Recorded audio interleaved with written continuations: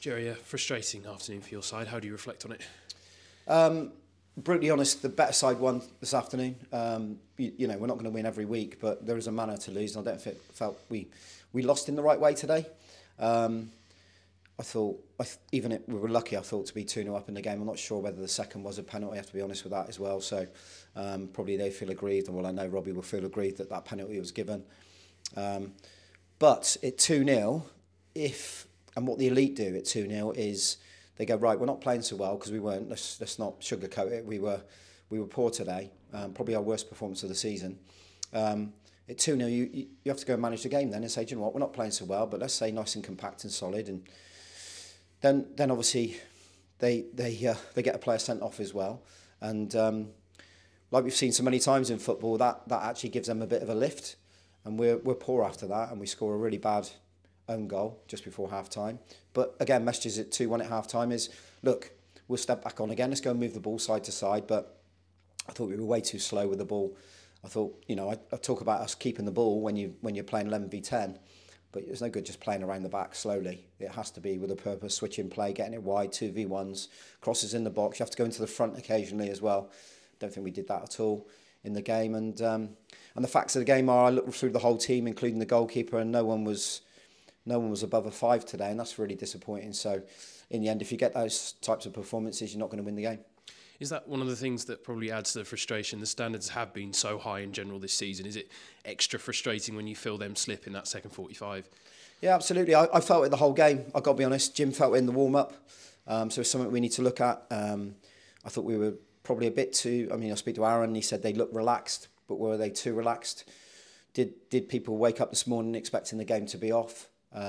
Did they prepare in the same manner? And I'm not throwing any accusations out.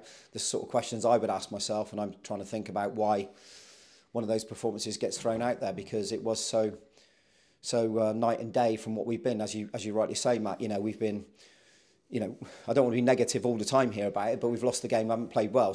But the whole season we've been fantastic. So that's the bit we hang on to. That one's gone now, and what we have to do is react Wednesday in a local derby against Yeovil Town.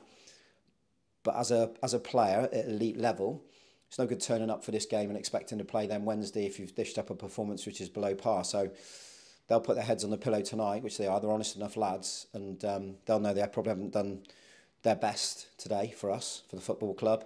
And now they'll be wondering whether they start on Wednesday, because no one can really knock on our door and say, I deserve to play. But we'll pick a team that we know will go and play and perform well. Is that one of the positives that you can take from it, despite the defeat today? When your side have lost, they tend to bounce back well, and as you say, a really important week for the football club. Are you hoping to see that reaction immediately from the go, I suppose? Yeah, absolutely. Yeah, in preparation, whether we got to bring them in on Monday, whatever we got to do, that's a bit, we'll have the staff and players, we'll do a discussion now, because obviously if we don't, we're not going to see them till the game on Wednesday. We know Yeovil have got to play tomorrow, so we'll watch that one. The thing for us is now, when you get these types of performances, it almost throws the balls all up in the air again, because where we've been so consistent in recent weeks, and pretty much the team's been picking itself, we have been rotating and changing in certain areas. I don't think we had the same quality in wide areas today. I don't think... but then I can go through the whole team. It's not fair to me just to pick out the wide players. It's whether we've had some chances as strikers not quite connected with them, or whether as a back four we looked a little bit disjointed. They got down the sides, obviously, when they scored their third. Or whether we moved the ball quick enough, or whether we won enough of our battles and duels in midfield. So when you're talking about the whole performance as a team, as individuals within that team, it's been below par, Matt, and what you get is a performance, and 9 times out of 10 you probably get a result like tonight. And the thing we have to remember is that we're still in a very good position in the league. The season's been a wonderful season to date. We've not won anything, we've not lost anything, but we're still consolidating in a really strong position. We need to put a foot back to the pedal and have another push now, because it's such, like you rightly say, it's a big week of football for us, starting with today would have been. But we've got Yeovil, and then we've got a wonderful tie then, of course, against Bournemouth on the Saturday as well.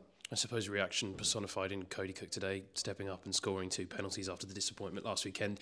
Is that positive for you from a manager's point of view, that he's stepping back up, putting his hand up and dispatching them with confidence again? Yeah, well, it doesn't surprise me, because he practices, and my worry is obviously then when you miss a penalty and we're all there, psychology is a wonderful thing and confidence is a wonderful thing in football, and what I don't want to do is knock the players' confidence at all as a group, and there's no reason why we should.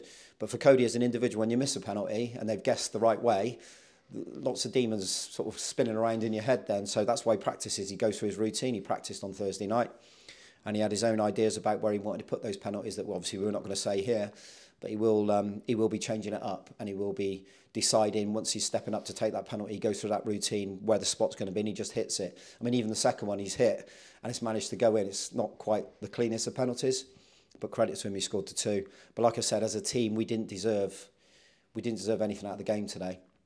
It was Chelmsford and his team, Robbie, and I congratulated him in the bar, and they've done a great job, honestly. Really did a really good job and deserved the 3 points to get back on the bus and go home. So sometimes you have to give the opposition credit, and I do tonight. So well done to them. And for us, it's back to Yeovil on Wednesday. Really exciting game. But first, there's a lot of wounds we'll have to lick before then, because not when the game ends that I'm suddenly thinking of the next one. I'm still going around in my brain what happened today, and like I say, it wasn't a Bath City performance to be proud of. Well, commiserations for today, and we'll see you on Wednesday night. Yeah, cheers, Matt. Thanks, mate.